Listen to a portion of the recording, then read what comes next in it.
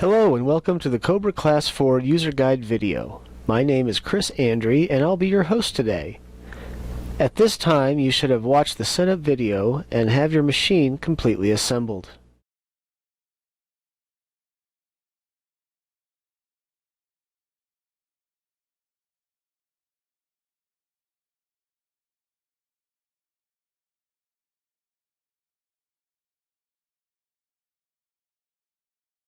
Every 10 to 12 hours of use, we need to clean the lint off the machine and oil it. The easiest way to clean the outside of the machine is with compressed air and a shop towel.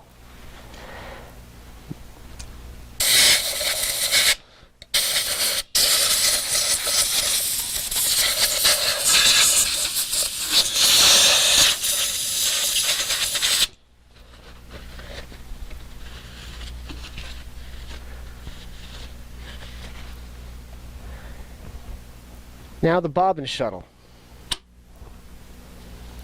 Remove the cover plate. Set that aside. Now we're going to take out these two screws right here. These are tension screws. They've got little springs behind them. We want to make sure once we get these out that we don't lose those little springs. I'm going to take a little tension off that side. And we'll go ahead and take this one all the way loose.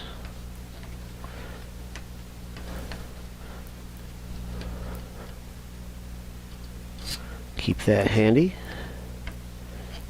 Take this one all the way out.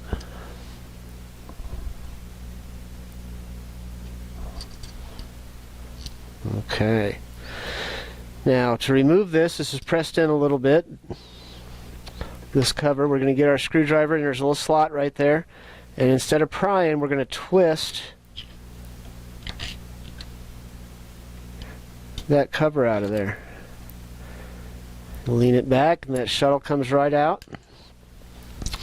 Just like so. Make a note of how it's in there. The hook is pointing counterclockwise. It's on our right side. Going to need to remember that when we put it back together. Going to use compressed air and a little flux brush.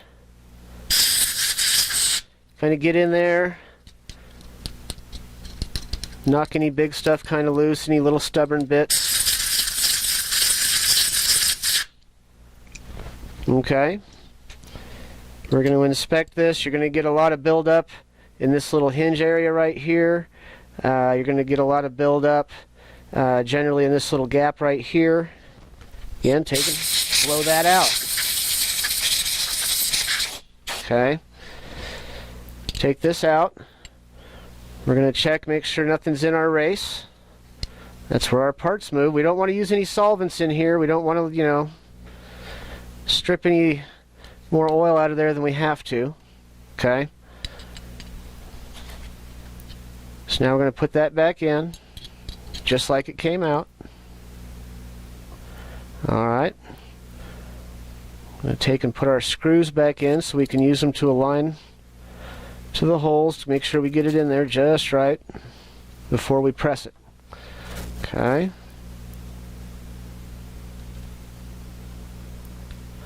And guide that on top of the shuttle carrier. I'm going to press that in.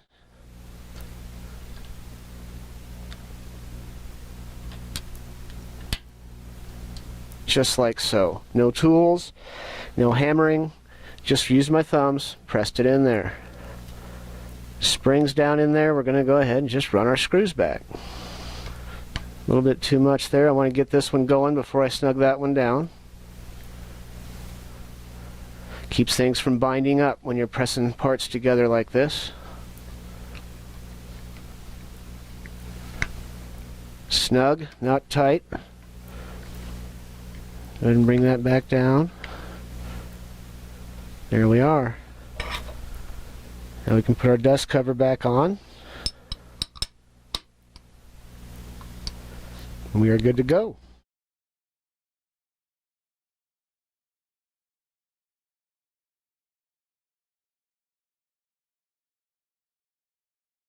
Now we're going to oil our machine. There are 13 oil holes marked with red paint. Using the oil that came with your stitcher, drop 3 to 4 drops in each of the 8 holes on top.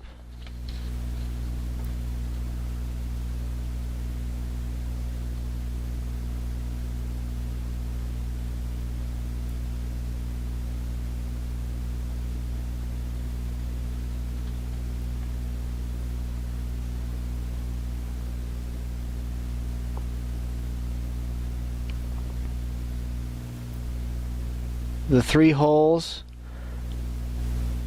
on the arm and back of the machine.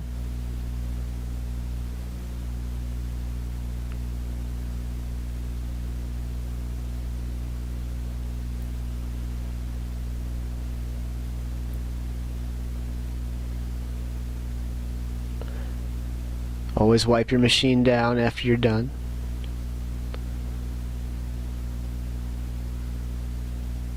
And the 2 holes on the back of the machine.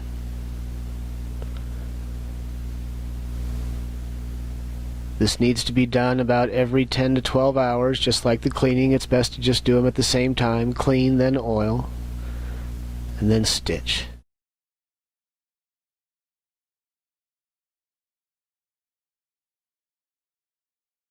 Let's install our needle, a simple thing that can cause a lot of hassle if not done correctly. We'll cover size and application further into the video.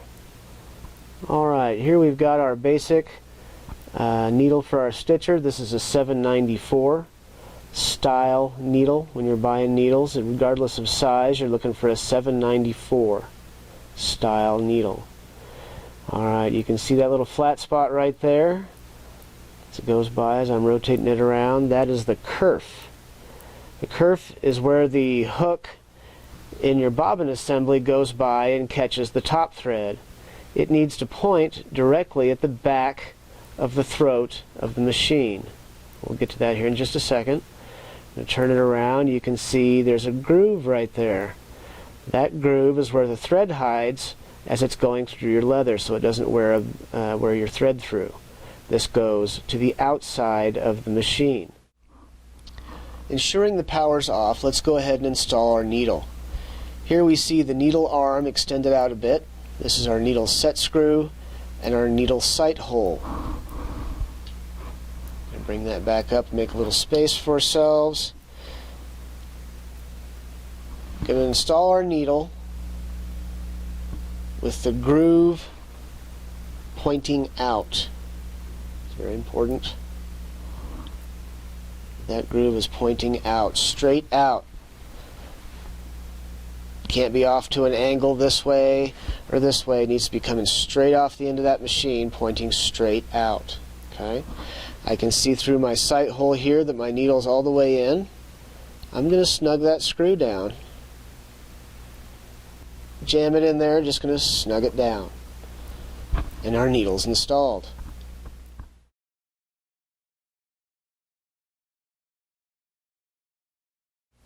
Now that we've installed our needle, we can go ahead and thread our machine.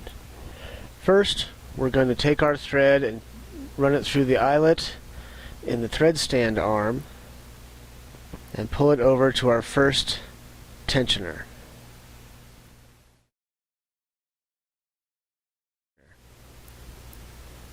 At the tensioner, feed the thread through the wire loop over the tensioner clockwise between the plates and pull an arm's length of thread. Feed back through the wire loop toward the second tensioner. At the second tension wheel, we'll run our thread through the wire loop counterclockwise around the tension wheel. We're going to wrap it all the way around one time and then back through our wire loop.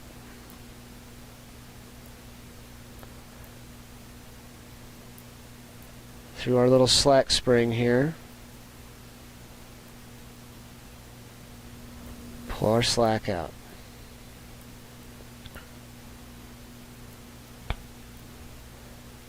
From the slack keeper, we're going to go up and run our thread through the hole in our tension arm. From there, we're going to come through this little slack keeper over here. There's a little slot in the back of that plate. Slip it right down through there. Pull your slack out. From our slack keeper, we're going to come down into this spring right here. Little keeper. We're just going to push that right past there, around, and now we're inside that little spring. Take the thread, we're going to stick it through. There's a little hole right in the front of the needle arm. Poke it right through there. Okay. And then finally, we're going to put it through our needle.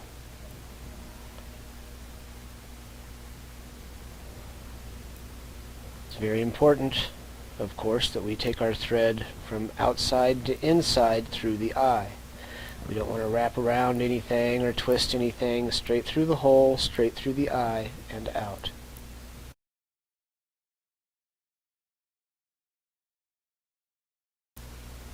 Let's wind a bobbin.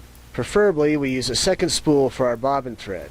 This allows us to wind a bobbin as we stitch, and we also don't have to unthread the top stitch to wind a bobbin.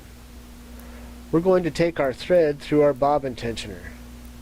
We're going to come in from the back, around our tensioner, between the plates, and come out in the front. Pull some slack, feed it through our guide arm, and back to our bobbin.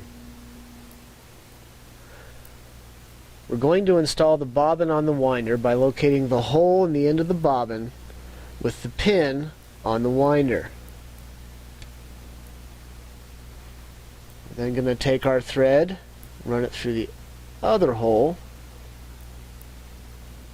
and drop our keeper. Never run your machine without material. Pull the top thread from the needle before winding your bobbin.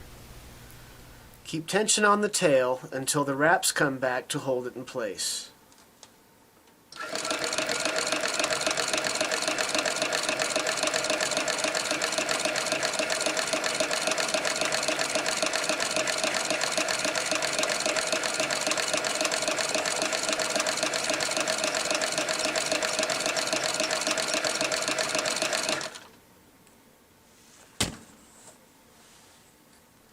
Now we can trim the tail,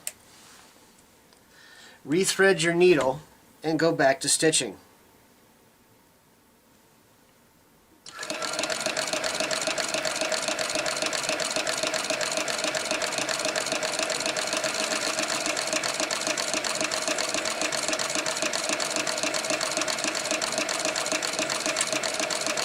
The keeper will automatically pop up when the bobbin is full.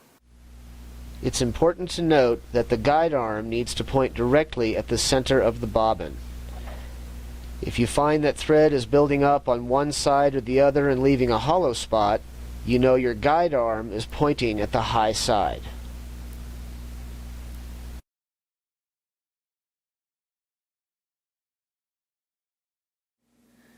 Installing the bobbin. First, remove your cover plate. Locate the bobbin shuttle release. Install your bobbin with the threads coming off the bottom, going into the slot.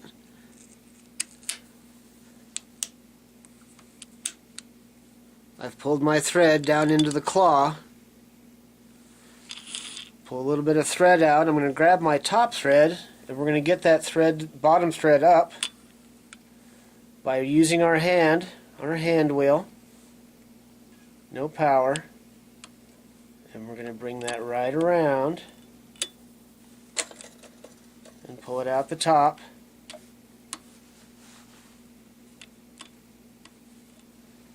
Just like so.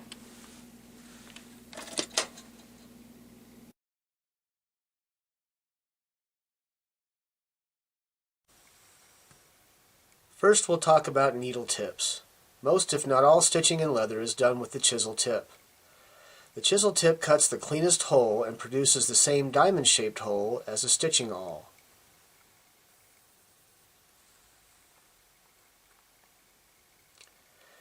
The spear point needle is used for cloth. The point pierces between the fabric's weave without cutting it. Your Class 4 will comfortably run thread sizes from 138 and up. 138 is best matched with a size 23 needle. From here, needle and thread sizes go up together. 207 with 24, 277 with 25, and so on. Stitching with 69 thread is possible with an exception. The bobbin tension won't adjust down far enough, so what we can do is cheat a little by installing the bobbin backwards or over the top in the shuttle.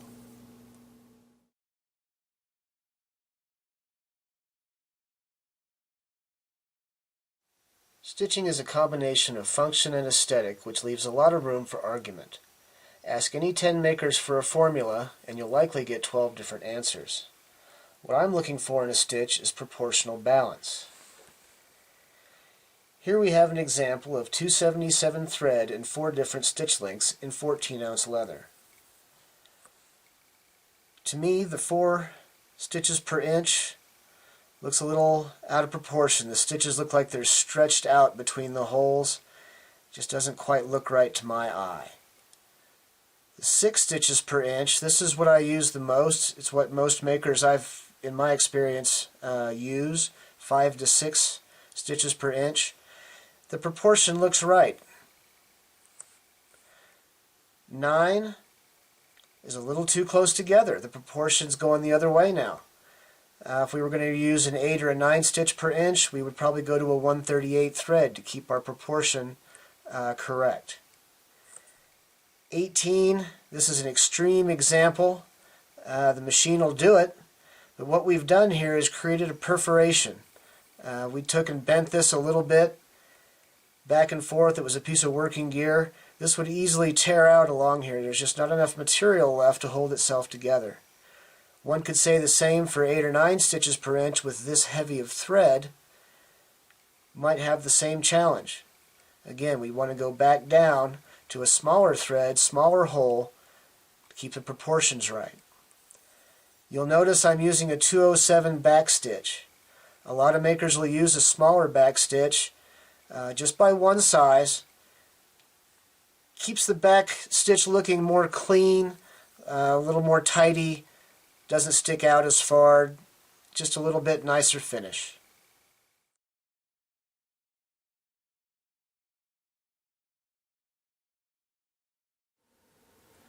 Alright, now we're going to talk about how our needle travels and why it's relevant to our stitch length.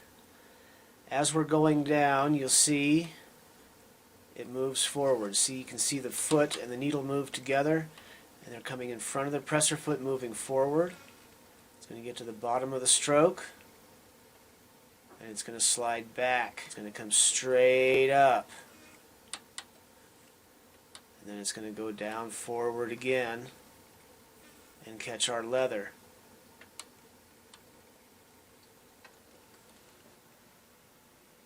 This graphic illustrates why our stitch length gets shorter as our material gets thicker.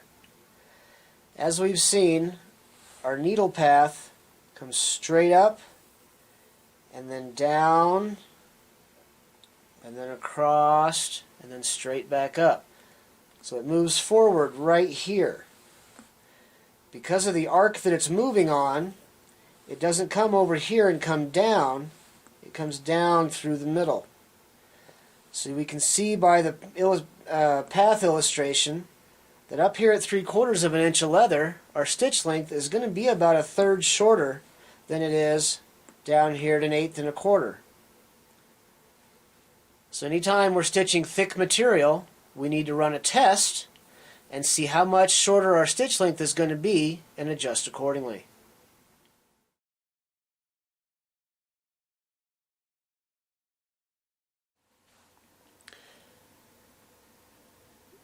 We're looking at our bobbin shuttle assembly. As we're stitching, anytime we want to shift into reverse and back stitch, stop and go around a tight corner, make any sort of adjustment while we're stitching, we always want to make sure that our needle is coming just up from the bottom before we do anything. Well, I'll demonstrate. So we're going to come down here very slowly, and we're going to make a stitch. Now we see our needle coming in, coming back up, right there. Starts going back up. Anytime after it's going back up, now we can shift into reverse. We can lift our foot and turn. We don't have to worry about dropping a stitch. What we've done by coming up off the bottom of that stroke is we've hooked our bobbin thread. Once we've hooked our bobbin thread, we're not going to drop that stitch. We can turn, back stitch, do whatever we need to do without risk of dropping that stitch. So when I'm talking about bringing the needle up past the bottom just a little bit to shift or do anything, this is exactly what I'm talking about. Making sure that needle is just coming back up from the bottom of the stroke.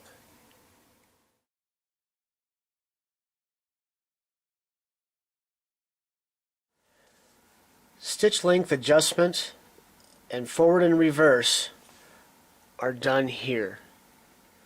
You'll notice on this bezel that there's numbers going from 0, 4, 6, all the way to 12.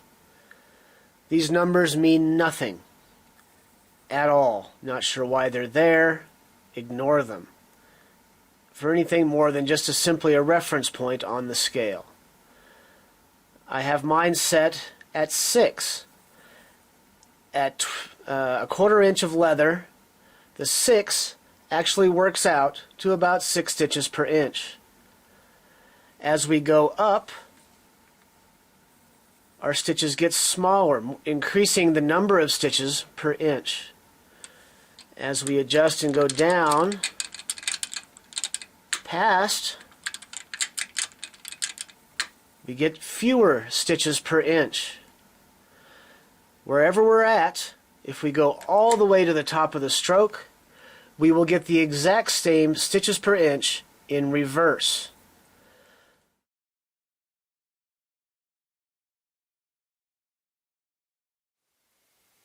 Now we're going to talk about presser foot pressure.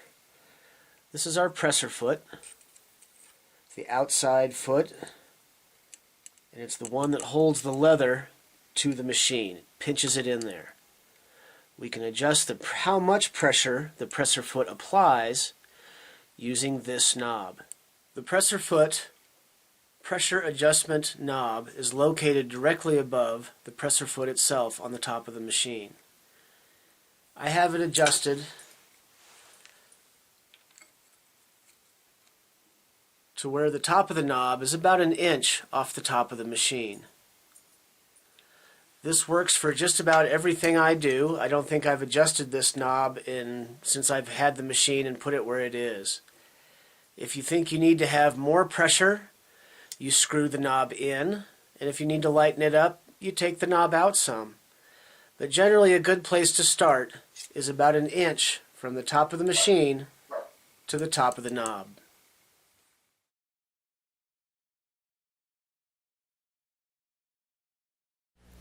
Tension is the biggest challenge people have with this machine.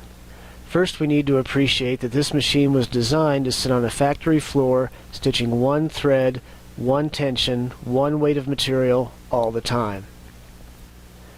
As craftspeople, we may go from wallets to belts to skirting in a week's time. This means we need to have a little bit of adjustment. The first thing we need to understand and find on this machine is the home position. The home position is nothing more than a common place, an indexable place that we can come back to if we get out of whack. What we're going to do is take and measure from the face of this nut to the end of the screw and set that at a given distance on both screws. That's going to give us our top thread home position. The bottom thread, what we're going to do is take our tension screw and run it all the way to the bottom. We're not going to tighten it, we're just going to run it right to the bottom, and then we're going to back it off 180 degrees or half a rotation. That's going to give us a place to start from.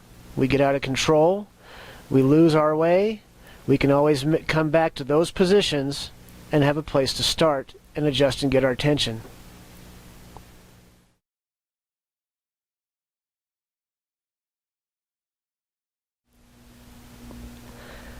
Alright, now that we've learned to find mechanical home, I've unadjusted the machine so the knots are coming out the top of the hole. If you look down into that hole, you can see thread in there. That's the actual top side of the bottom stitch. That's the top of the knot. We shouldn't be able to see that at all. It should just look like a black hole in there. So what we're going to do is break out our ruler and measure our top screw. Oh my goodness, 5/16 of an inch is what that says. So we're going to adjust it back out until it's 3/16 or home.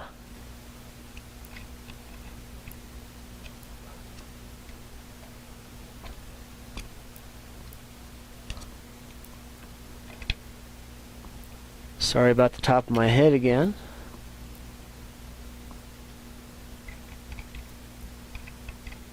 There we go, 3/16 of an inch. Now let's run a little bit of a test. We're going to hold some tension on our tails there to help the machine out while it gets started.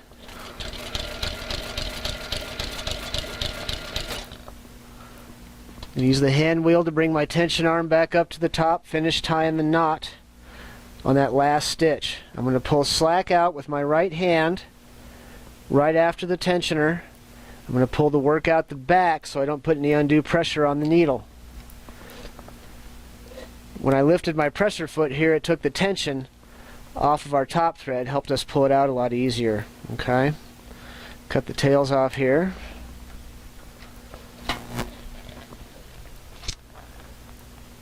Now when we look in there, we can see just barely see them in there. But they're nowhere near as obvious as they are in that row right before it. So now we can fine-tune it a little bit. We're going to tighten it, or actually loosen it just a little bit more. Maybe half a turn, maybe a little more. See if we can't pull that down just a little bit more.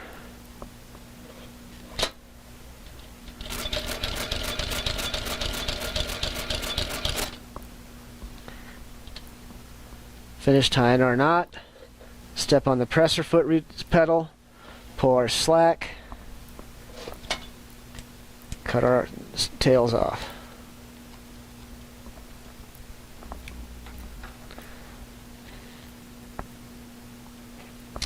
Okay. I don't see any knots in there. Just to be safe, look on the back. There's no knots coming out the back either. I think we're pretty darn close. I think I can show it on camera, but I can look in here and tell you that the knot is hanging out just inside the back of this piece of leather, the front piece of leather. So I'm going to loosen this just a little bit more.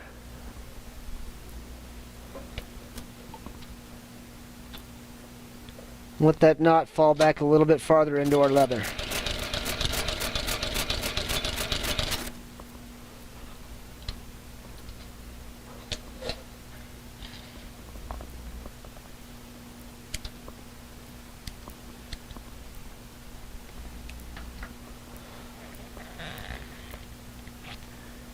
Looks real good. That looks real good.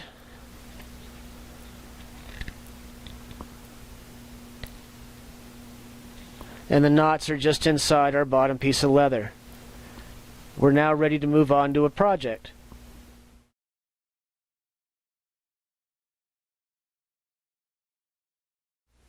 We've covered a lot on how to set this machine up. Now let's talk about the operator. Learning this machine is much like learning to drive a car.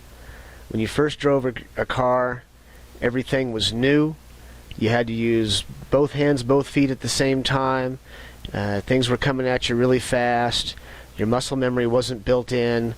It was really challenging. You probably even put it in the ditch. I know I did. Driving this machine's a lot the same. Give yourself time to learn how to use it. Give yourself the grace to fail. It's not a natural thing to do, to sit and work with this machine.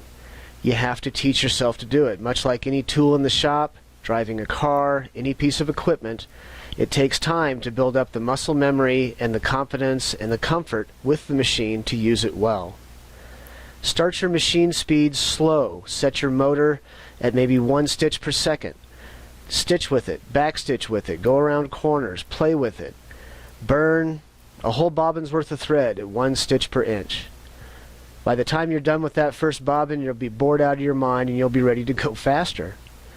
Bump up your speed a little bit. Start playing with the pedal. Go slow, go fast. Go slow around the corners, fast in the straights. Again, a little bit like driving a car.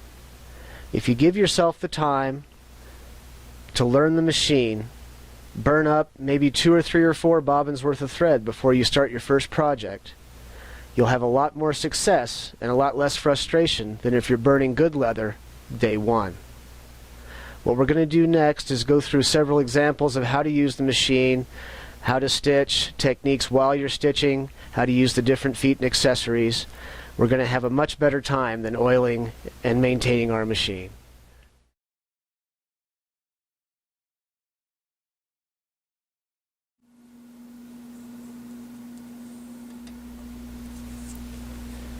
We're going to start out with a standard flat piece. This is about a 14-ounce stack of leather.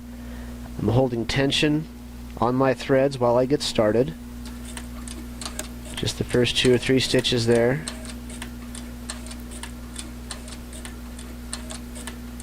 That's pretty slow.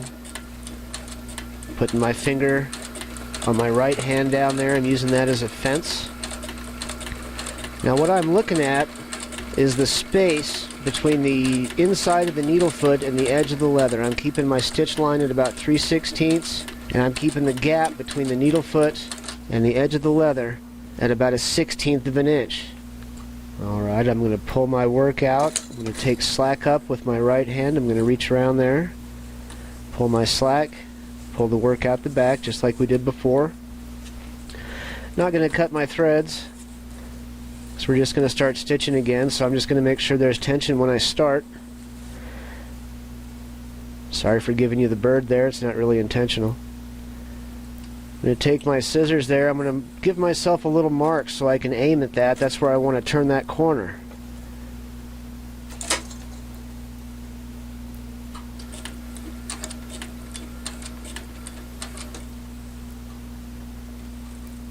Alright, I'm going to make sure I'm right on my mark, run that by hand, go down and come back off the bottom, pick up my foot, spin my work around. Now I'm loosely holding the piece in both hands, letting the machine feed itself. All the human does is steer and guide lightly. I want you to pay attention in how far the top of that holster on the top of your screen moves around as we go around that little curve. We need to make sure we don't have any obstructions. We're paying attention that we're not hitting any pieces of the arm. If we run into an obstruction, it's going to throw off our stitch length. Doing my best to turn the work while the needle is in the leather. If you try and turn it with the needle out of the leather, you're going to change your stitch length. Okay, I'm making sure the back of the holster is not hitting the arm as I go around that inside corner. Now that I'm clear, I can reach over there and give myself a fence again. Give it a little gas. That's probably about 2 stitches per second right there. I think in the earlier segment I called it a stitch per inch. I was a little wrong. Make sure I'm on my right line. Move my right hand out and re-support it. Anytime you move your hands or let go of the leather, make sure your machine is stopped and your needle's down. It's about an 18-inch piece. And my arms aren't that long, so I'm going to have to curl it up and reposition it a couple times to get it around. You see me leaning over, get around that corner. I'm going to stop, reposition the leather. It's curled up on my chest, and stitch down that back side.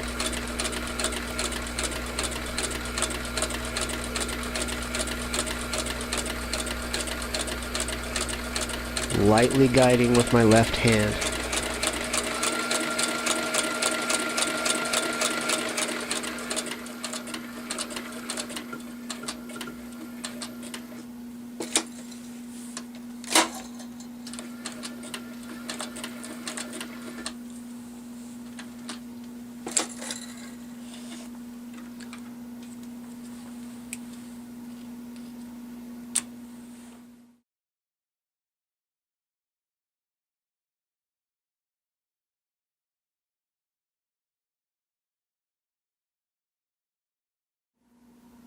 Alright, let's stitch some bullet loops. You can see I've got my bullet loop strip pinned to my leather. I've used a 3/16 push beater to give myself, it makes a nice little decoration, but mostly it gives me a guide of where to start and stop on each side. Okay. Wrap threads around my finger there to help keep some tension on it.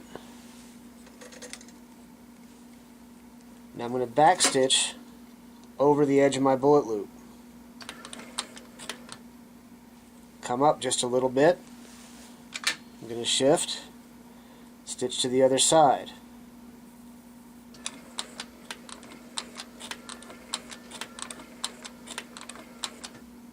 Now I'm going to make sure it's going to come up a little bit short. Back up, pick up my foot, turn it around, I'm going to peel my bullet loop back. I'm going to diagonally stitch over to this other hole here on top.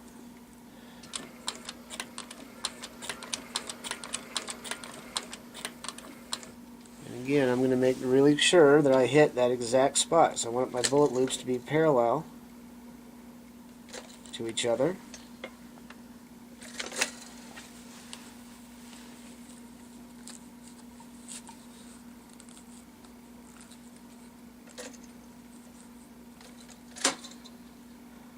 We're just going to stitch across. Nice and slow.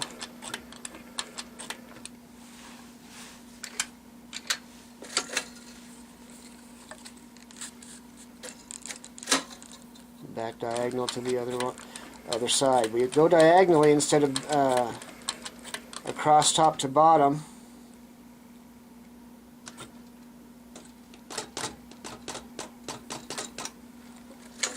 So the cartridge itself doesn't wear the thread out as it comes in and out, mostly in, of the bullet loop.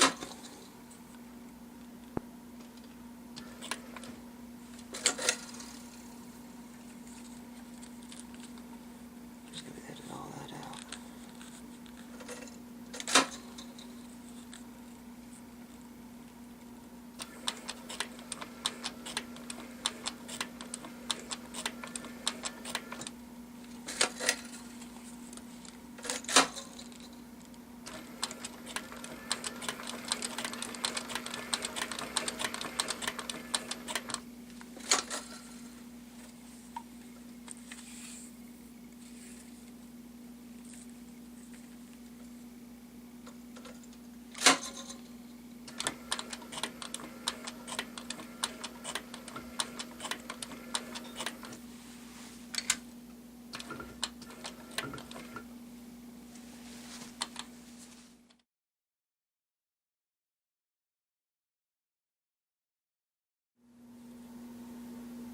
Okay, the main reason I showed you how to do those bullet loops is to show you how to stitch by those bullet loops. You can see on our presser foot here that we have a large offset. Comes down, dog legs in. That's to get around bullet loops and hardware. Alright, So I'm going to do a quick demonstration. I want to back stitch to the edge and then come forward across the top of that same back stitch. So how do we know where to land that last stitch? Quick trick. We're going to take our thread out of our needle. We're going to hand position that first hole. Alright, so no thread, we're just going to punch holes. Alright, now when we rethread our machine, there we go. Now we can put it in reverse. Hold our threads. Line up on the last hole we punched, and back stitch right up to where we want and stop. Now see, we're just going right across the top of those bullet loops. We're not mashing anything, we're not deforming anything.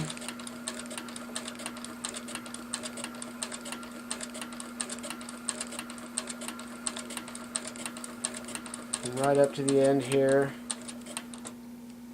Coming up off the bottom before we shift. Back stitch right in the same holes.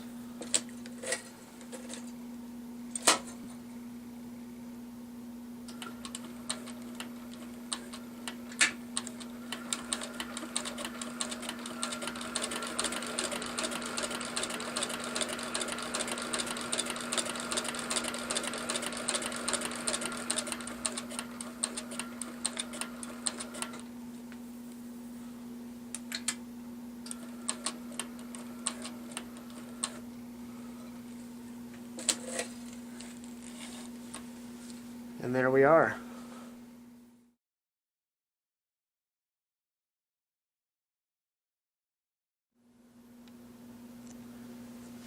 Alright, we're going to take off our outside foot and put on our inside foot. Purpose for the inside foot is to do these kinds of molded cases. Anything else that you need to stitch right up against a tall something you get right next to a wall of some sort. Okay? So what we're going to do is we're going to unscrew our screw.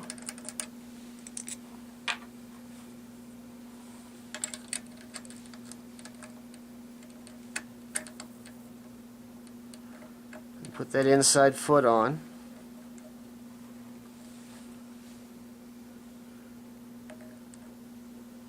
Tiny bit of torque there, just enough to snug it down. Alright, we're going to do the same trick here. We're going to make sure we start and stop exactly where we want to be. Line that up. One more time, Chris. Pay attention. Make sure you know what gear you're in.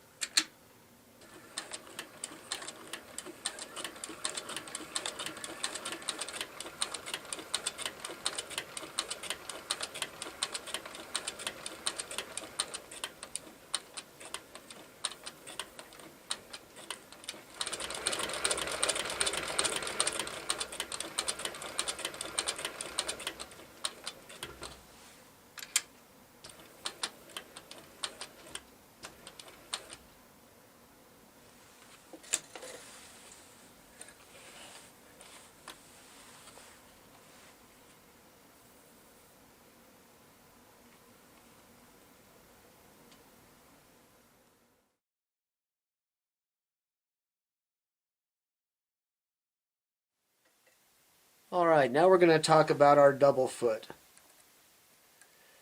This foot I find most handy doing holster seams. This is a standard Western type holster, belt holster. It has a plug in it. You can see the plug is this dark piece right here. It runs right down and then fades out down here at the bottom and comes back into our holster itself. Of course, the holster has a teardrop shape to it, so you're not stitching on a flat surface right here. You're stitching on a bit of a hill on the outside. It's been my experience that using the double foot makes for a nice, smooth, even stitch. Stitches are straight up and down. No challenges. Using a single foot in this particular application or other similar heavy applications, I think, you know, you're moving things around. It's heavy, it's big, it's bulky. So you end up, your needle's going crooked. This seems to solve for that. The double foot seems to solve for that. I'm sure there's other makers out there that use this machine that have different experiences and different applications. I'm sure you'll come up with your own. Being a holster maker, this is what I find this foot works the best for. What I'm going to do is go ahead and backstitch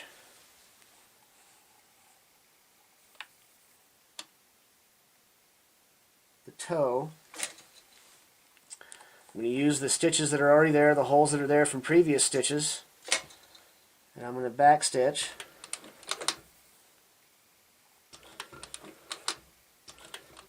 Taking my time to make sure the holes are going to line up. I've adjusted my stitch length to accommodate the thickness of the leather, but it's not a science. I want to make sure when I backstitch I'm going right in the same holes that I stitched when I had the stitch length set for a thinner piece of leather. Just a little bit of caution, a little bit of paying attention. Now I've switched it back into first gear there. I don't need to hold those tails anymore. What I'm going to do is work this from the 3/16 line. On this heavier area, I'm going to go to a 1/4 inch stitch line. Okay, so I'm just going to fade right back in. It so happens that the inside, very inside right here of this foot, to the center line of the needle is a 1/4 inch. So all I have to do is line up the edge of my foot on the edge of my leather, and I know I'm right at a 1/4 inch. It's a nice guide. Okay, here we go.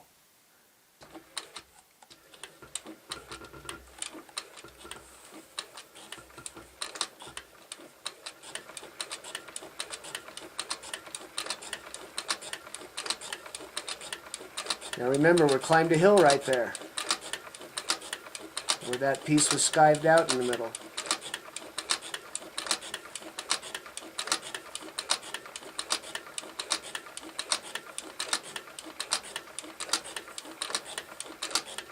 Now I'm going to fade it back to that 3/16 stitch line to join up with my other line.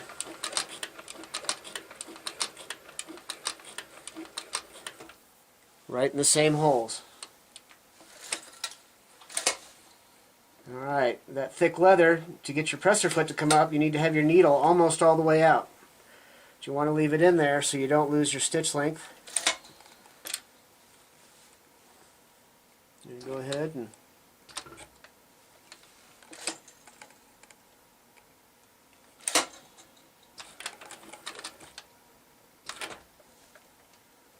come up, turn, we're going to stitch right back down.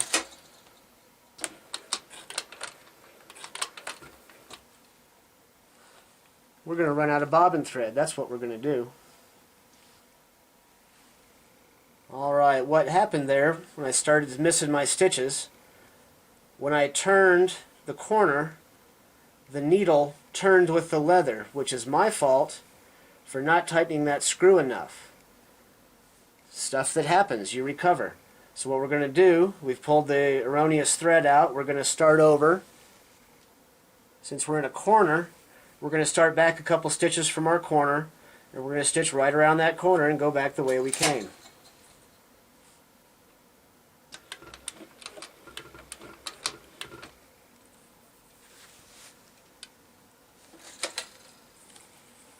Alright, the needle didn't move that time. How great is that?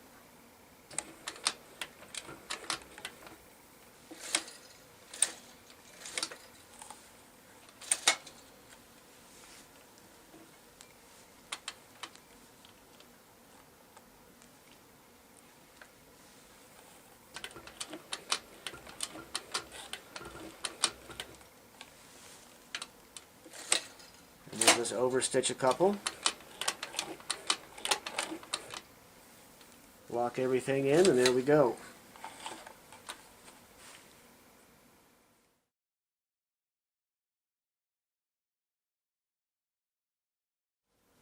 Okay, you see I've changed out the normal presser and needle feet for the needle feet with all the teeth on the bottom.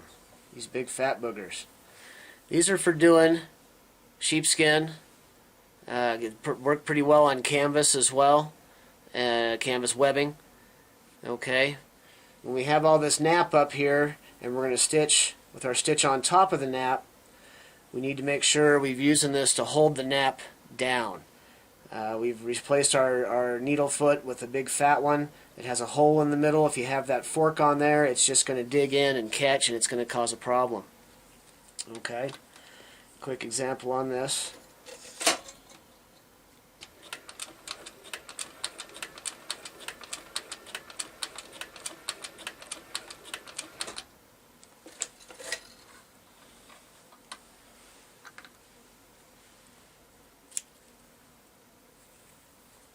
Okay. Alright, now if we were going to stitch this the other direction,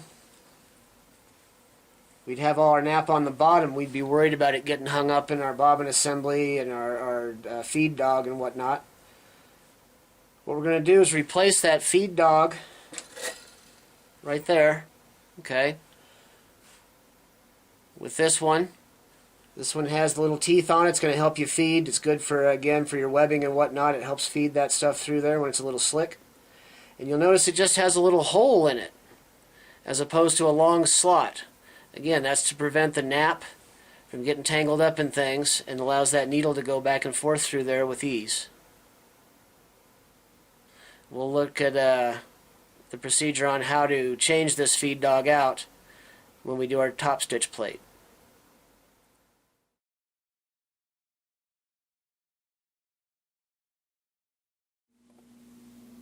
I've installed our edge guide. This is a very useful tool on long, straight items. I don't recommend it a whole lot for things with real tight inside radiuses. It's hard to get around there and keep the stitch length right. It is very handy for doing belts and straps.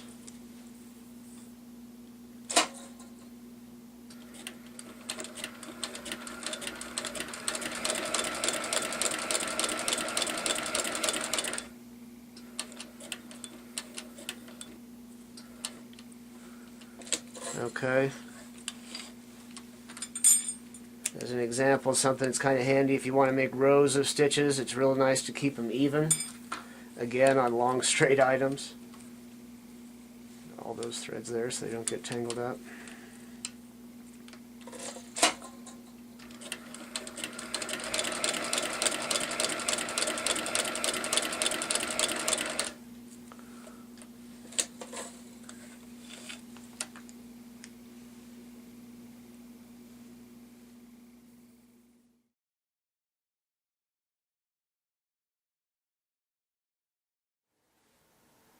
Okay, now we're going to talk about our stitch plates. We have a top stitch plate, which is for doing getting real close to an edge, and I'll explain why this is important to that here in a second. This is what's called the holster plate, and this is what's called the stirrup plate. We'll go through each one of these one at a time.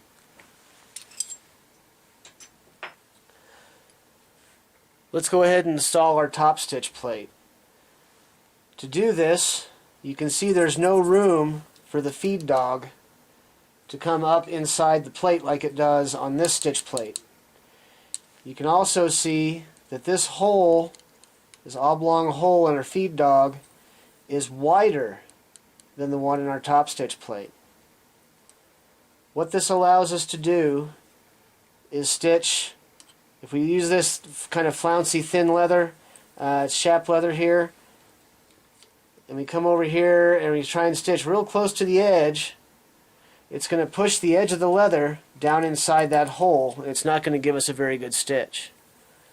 So if we use this top stitch plate, it's much narrower, Gives our edge of our leather something to sit on, makes a much finer stitch. To do this, we have to take this feed dog out and get it out of the way.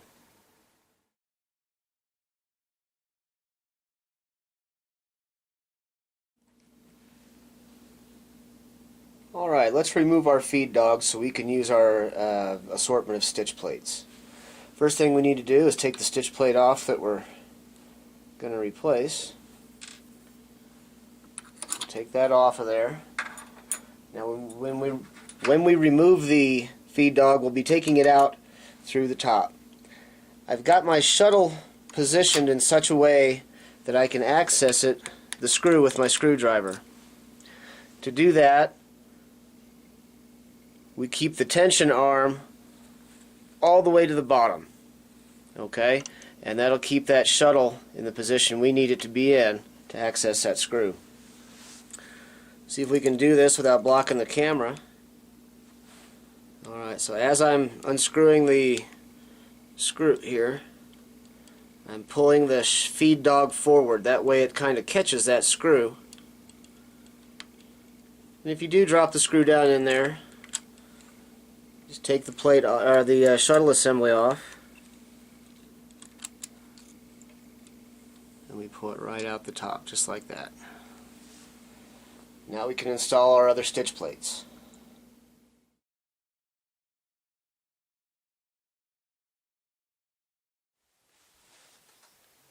Okay, using this stitch plate, not a whole lot different than a regular stitch. But without that feed dog in there to help the machine feed the leather, it kind of forces the maker to have to kind of help the leather through just a little bit. This takes some practice. You kind of got to get in rhythm with the machine. If you pull too hard, your stitch lengths are going to be inconsistent. If you don't pull enough, they're going to be real short. You can adjust your stitch length to be longer. Kind of like when you're going on a thick leather, you can adjust your machine to go have a longer stitch with a resulting similar stitch to what you had when you had a feed dog in it. We'll go ahead and buzz one out here just to show you kind of how it works. We get right on the edge there because we can get real close to that edge. It's real nice doing wallets, fine belts.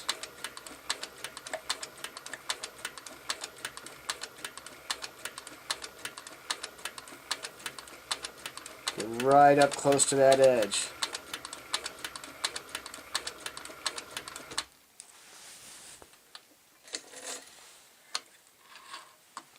Just like so.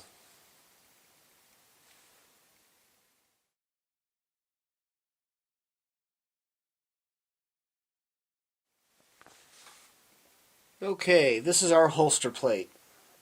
It's called a holster plate because we use it to make holsters. Alright, you can see on this holster, this is your standard Avenger style holster. It has this big belt loop on the back of it. Makes it kind of hard to stitch around in the circle. We stitch this in a big circle. Okay, so to do that, we have to be able to get the holster through the back of the machine. In an effort to do that, we have to raise it up so we're not hitting this boss over here. Okay, so we raise the holster up. It's also good for getting around hardware. You want the hardware on the back, the stitch on the top. Well, you can't get close enough without putting this plate on there. This allows us to get right up next to that hardware and stitch. Okay? This is the example we're going to do today. Now I've lengthened my stitch to accommodate the taller plate. It's no different than stacking leather in there. The machine doesn't care why there's more material in here. It just cares that there is. Okay? So now we can stitch around this piece of hardware without it obstructing us.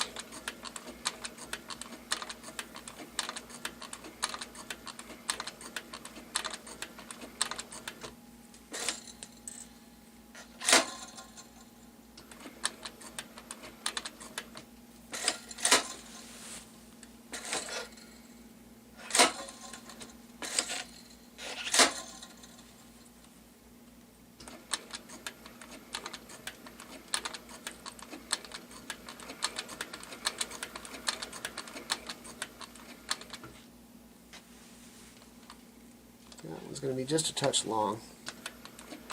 That's okay.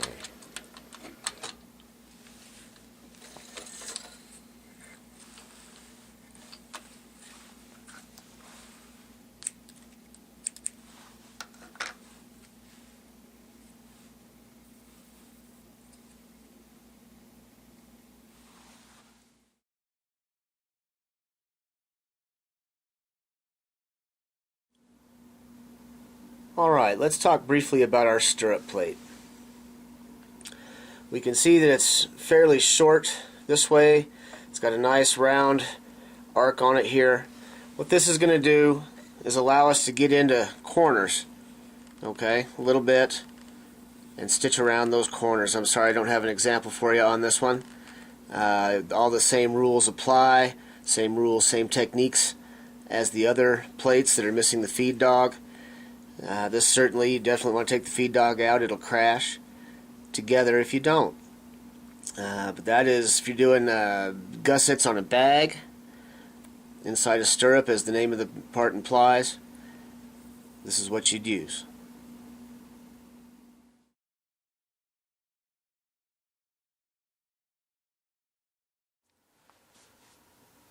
Alright, let's go ahead and reinstall our feed dog.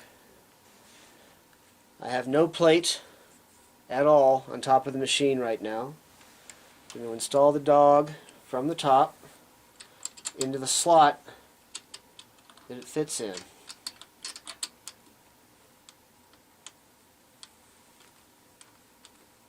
There we go.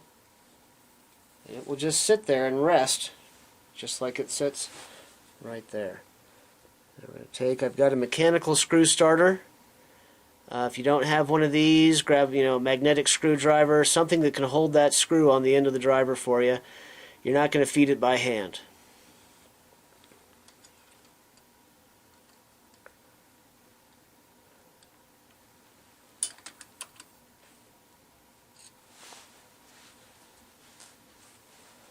Got it started. We'll switch to a regular screwdriver.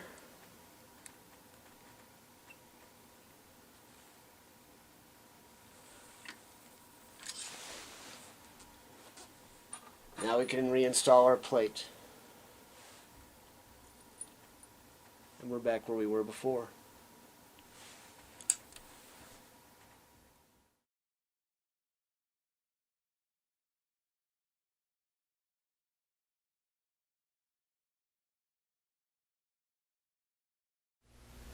Okay, so you're stitching along, and all of a sudden you look at the back of your work and you see all the knots are falling out the back.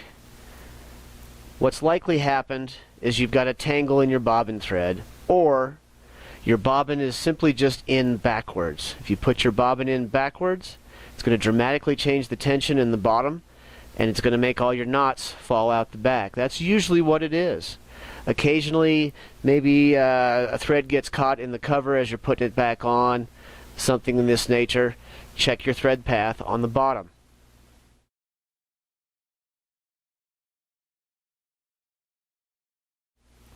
Okay, we put our work in and we're stitching along, and we notice all the knots this time they're coming out the top. This looks like one solid white line with no holes because it's filled with knots. What happened? Oh my God. What's likely happened is the last time you took your work out, you pulled your slack and you got it hooked around a tension screw, or you got it hooked around that little doodad there. That's usually what it is. It's a tangle somewhere. Follow your thread path back until you figure that tangle and straighten it out.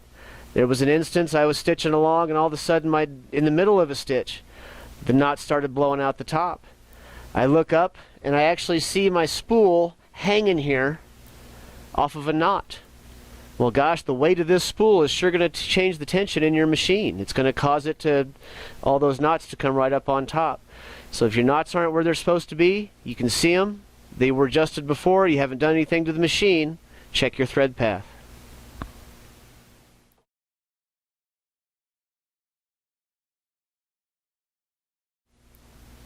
Okay, so now you're stitching along and everything's fine. And you back stitch and all of a sudden you look at it and there's just this big nest of stuff. The back, everything of the stitch is okay, but the back stitch is just a big mess, and oh my god, right? Typically what that is caused by is the original knot that you put in there is sitting right under the grain of the leather. It's not in the middle where it's supposed to be. It's just inside the grain. You can't really see it unless you're really looking for it. So you think your tension's okay, but it's really not. And then what happens when you backstitch, the second knot tries to get inside that leather. It doesn't have anywhere to go because the first knot's in the way. So it hangs out the bottom. If it hangs out the bottom far enough, it's going to actually cause a tangle and jam up your machine. So this is where we go back to the tension chapter and we make sure our knot's right in the middle. The other thing that can cause any problems on the back stitch, whether it's not backstitching in the same hole as the front stitch, or you're getting that nest but your tension's fine, you know it is. Oftentimes what that is the operator jamming the leather around as he's trying to backstitch. Him or her is trying to backstitch. Anytime you're trying to force that leather through the machine, it's going to mess up your stitch, it's going to mess up your tension.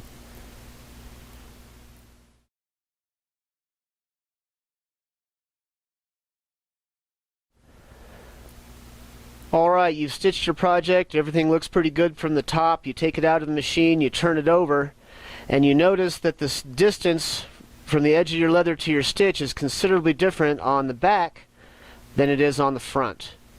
It's off to one side or the other. This is caused by moving the leather up and down with your left hand as you stitch through the machine. It takes a little bit of practice to keep this hand steady in one path, especially if it's a particularly large piece, something kind of big and heavy. It's real hard to kind of keep it steady and feed it through in a nice flat plane. The other thing that can cause your needle path to kind of drift one side or the other is a dull or bent needle. Even if it's just a little bit of the tip is bent, it's not going to want to travel straight through the leather as it goes up and down. Never try to sharpen a needle or fix a needle. Just get a new needle. Once you take the temper out of that needle on a stone or with a strop or something trying to sharpen it, it's almost certainly going to break, simply because it doesn't have that hardness in the metal to keep it straight. Nobody likes to break a needle when they're stitching leather.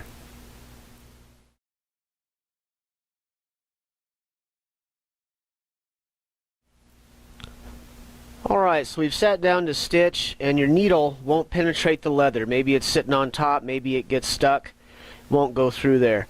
First thing I'm going to check is my needle to make sure it's sharp and it's working right. The next thing I'm going to check is to make sure my set screws are tight and that my wheel is securely fastened to the drive shaft. The next thing we're going to look at is our belt tension. If our belt tension is loose, maybe our motor screws have come loose and it's eased up a little bit and now we've got a lot of slop in here, we're going to adjust that motor back down until we've got about 1.5 to 2 belt widths, not this way, belt thicknesses maybe is a better word, of play in this belt. If you can move the belt clear over here in the middle, way too sloppy. If it doesn't move at all or it just barely wiggles, it's too tight. That belt's going to wear out too fast. It's going to get hot and it's going to break down. We want 1.5 to 2 thicknesses of play in our belt.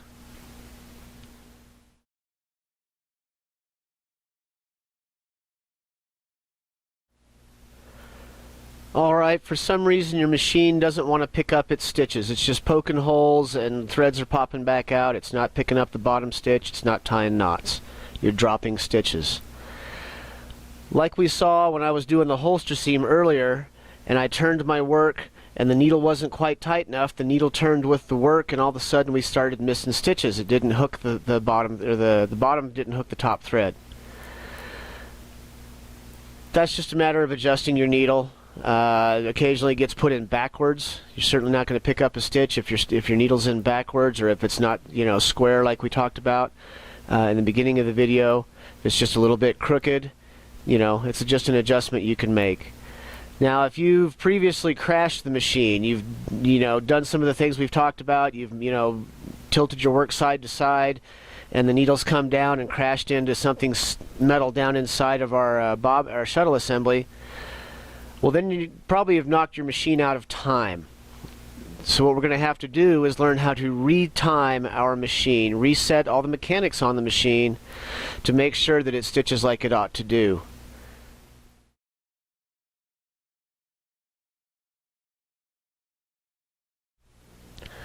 First thing we need to do is set up our machine so we can check to see if we're out of time or not. We have to be able to look at it and see where it is.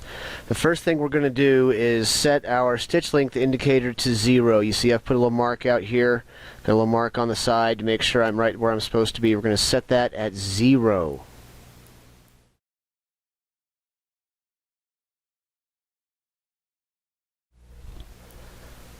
Okay, now that we have our stitch length adjusted to 0, I've removed our stitch plate and our feed dog so we can see what's going on right here. Okay? The way the machine is adjusted right now is mechanical 0 for timing. We set our timing, or we set our mechanical 0 for our tension. This is the same thing except it's for timing.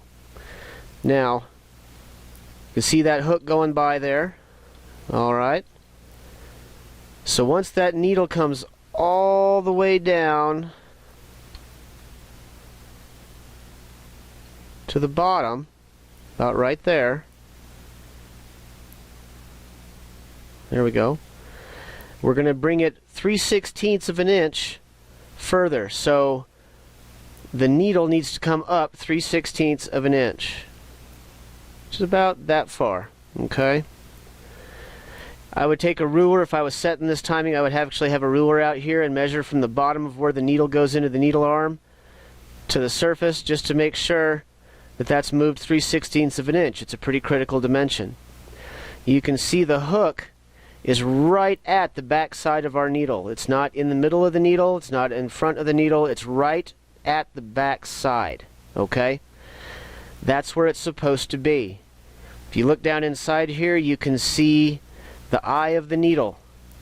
The hook is 1/8 of an inch above the top of the eye of the needle. That is home. That's mechanical 0. That's where you start. That's where it's supposed to be. Okay?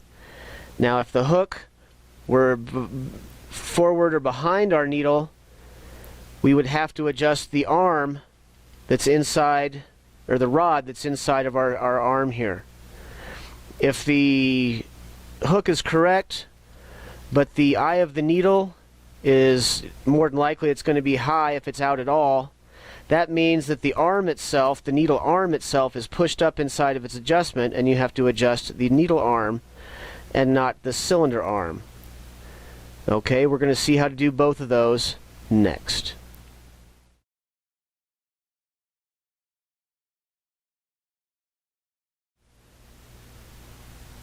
Okay, if we have to adjust the cylinder arm, you can see in here, I've taken this plate on the back of our machine, swung it up and tightened it back down.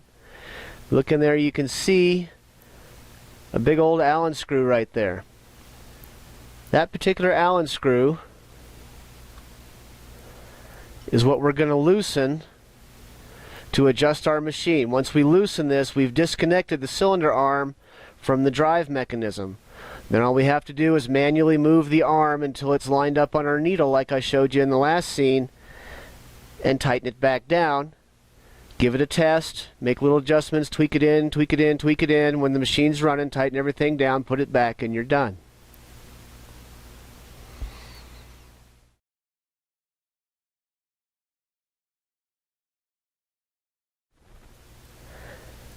Okay, to adjust our needle arm, we're going to have to take off this front cover. This is very simple to do.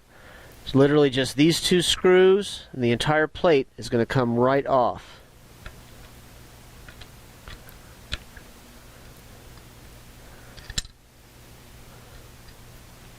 Very simple.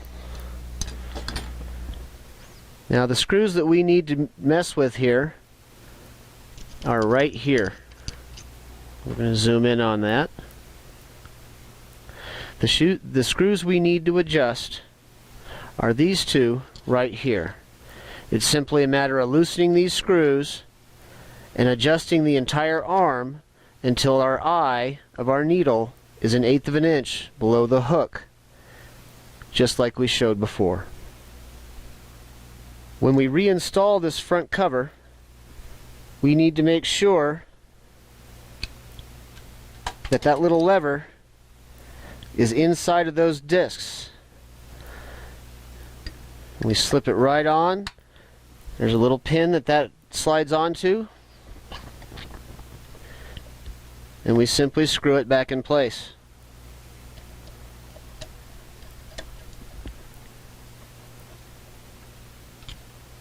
Not too tight, just snug.